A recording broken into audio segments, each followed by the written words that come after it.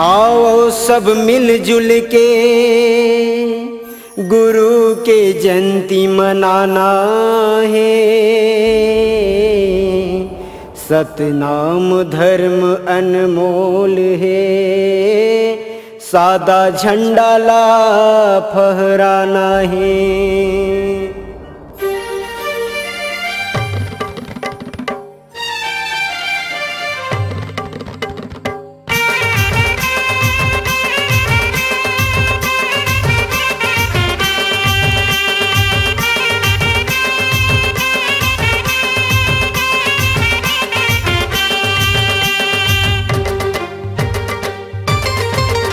आज मिलजुल के ये संगी गुरु के जयंतीला मनाना है। आज मिलजुल के ये संगी गुरु के जयंतीला मनाना है। आज जुड़ मिल के ये संगी गुरु के जयंतीला मनाना है। आज मिलजुल के ये संगी गुरु के जयंतीला मनाना है। आज मिलजुल के ये संगी गुरु के जयंतीला मनाना है। आज मिलजुल के ये संगी बाबा के जयंतीला मनाना है। आज मिलजुल के ये संगी गुरु के जयंतीला मनाना है। आज मिलजुल के ये संगी गुरु के जयंतीला मनाना है। दाई दीदी आओ भाई बहनीला, दाई दीदी आओ भाई बहनीला, बाबा के सुरता कराना है, कराना है।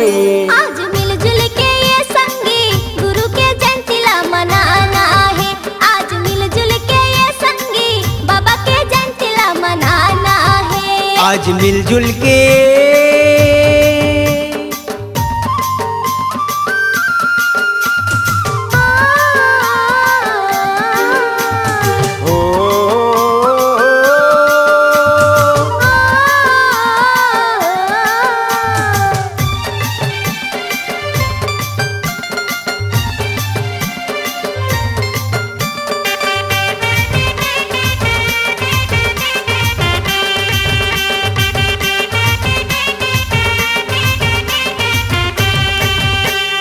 सन 1756 दिन सोमवार है, दिन सोमवार है, दिन सोमवार है, दिन सोमवार है। 18 दिसंबर गुरु लिए अवतार है, लिए अवतार है, लिए अवतार है, लिए अवतार है। सन 1756 दिन सोमवार है, दिन सोमवार है, दिन सोमवार है, दिन सोमवार है। 18 दिसंबर गुरु लिए अवतार है, लिए अवतार है, लिए अवतार है, लिए अवतार है। महंगू यमरौतिन के, महंगू यमरौतिन के प्राण के आधार है, प्राण के आधार है। हाय आज मिलजुल के संगी गुरु के जयंतीला मनाना है। आज मिलजुल के संगी बाबा के जयंतीला मनाना है। आज मिलजुल के ये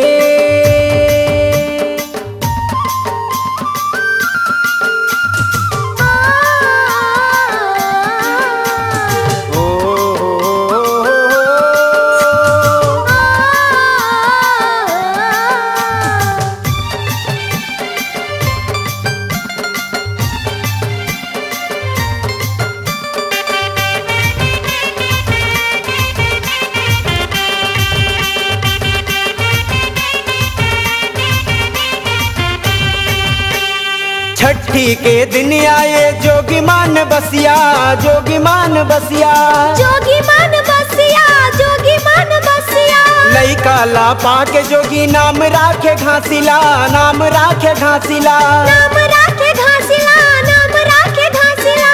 छठी के दिन आए जोगी मान बसिया, जोगी मान बसिया, जोगी मान बसिया, जोगी मान बसिया। लइका ला पाके जोगी नाम राखे घासीला, नाम राखे घासीला, नाम राखे घासीला, नाम राखे घासीला। सुघर आशीष दे, सुघर आशीष दे गुरु घासी बाबाला, गुरु घासी बाबाला। आज मिलजुल के संगी बाबा के जयंतीला मनाना है। आज मिलजुल के संगी गुरु के जयंतीला मनाना है। आज मिलजुल के ये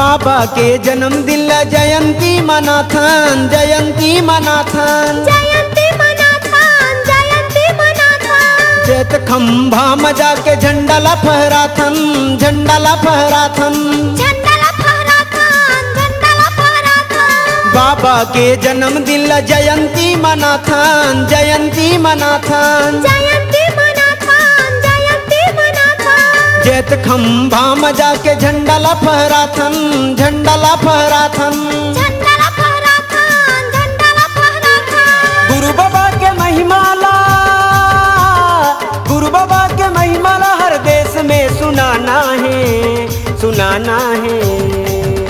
आज मिलजुल के संगी गुरु के जयंती ला मनाना है। आज मिलजुल के संगी बाबा की जयंती ला मनाना है। आज मिलजुल के ये संगी गुरु के जयंती ला मनाना है।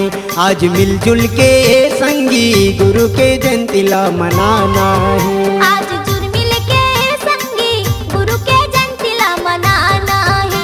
आज जुड़ मिल के संगी बाबा के जयंती ला मनाना है। दाई दीदी आओ भाई बहनीला, दाई दीदी आओ भाई बहनीला, बाबा की सुरता कराना है, कराना है। आज मिलजुल के संगी गुरु के जयंती ला मनाना है। आज मिलजुल के संगी बाबा के जयंती ला मनाना है। आज मिलजुल के संगी गुरु के जयंती ला मनाना है। आज मिलजुल के संगी बाबा के जयंती ला मनाना है। आज मिलजुल के संगी गुरु के जयंती ला मनाना है। आज मिलजुल के संगी बाबा के जयंती ला मनाना है।